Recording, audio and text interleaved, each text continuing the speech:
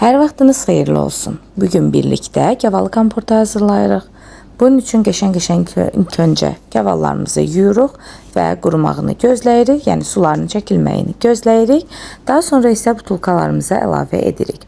Böyüklüyündən asılı olaraq təxminən 6-8 ədəd gavalı hər butulkanın içərisinə doldurdum və butulkadakı görünüşünü də sizinlə paylaşıram. Daha sonra isə üzərinə 1 stakan dolusu şəkər tozu əlavə edirəm.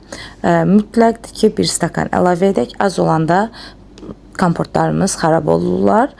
Daha sonra isə üzərinə qaynar suyumuzu da əlavə edirik. Qap qaynar olmalıdır və ağızlarını presləyib əvvəlcə baş aşağı saxlayırıq bir müddət. Daha sonra isə qalın bir ədyalın içərisində 2-3 gün öz istiliyində saxlayırıq ki, xarab olmasınlar. Qeyd edim ki, komportlarımızı qaynatmırıq. Elə bu şəkildə hazırlayıb saxlayırıq və qışa qədər sapasağlam bir şəkildə qalır. Heç bir problem olmur. Daha əvvəl sizinlə gavalı şorbasının hazırlamağını da paylaşmışdım. Müxtəlif videolar paylaşmağa davam edəcəm. İndi isə keçək balonda hazırlamağa.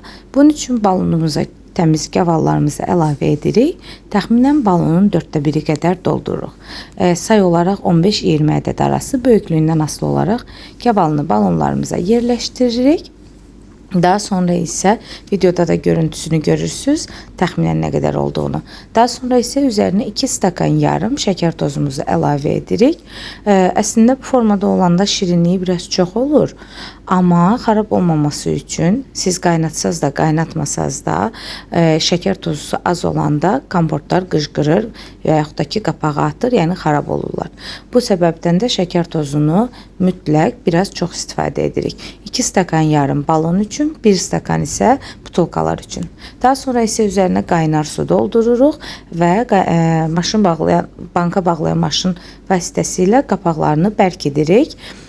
Qeyd edim ki, biz banka qapaqlarını qaynar yox, soyuq su ilə yuyuruq. Çünki qaynar su ilə yuyan zaman qapaqlarda hava yaranır. Bu səbəbdən də qaynar su ilə yox, soyuq su ilə yuyuruq.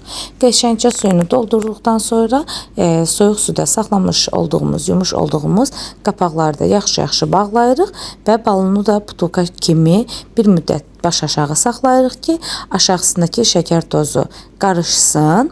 Baş aşağı saxladıqdan sonra hətta bir neçə dəfə sağa sola da yelləyə bilərsiniz uzanlı şəkildə ki, yaxşı-yaxşı şəkər tozusu qarışsın.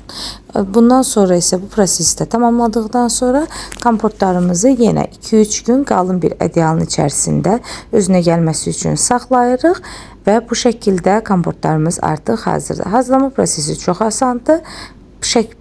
Videoda da gördünüz.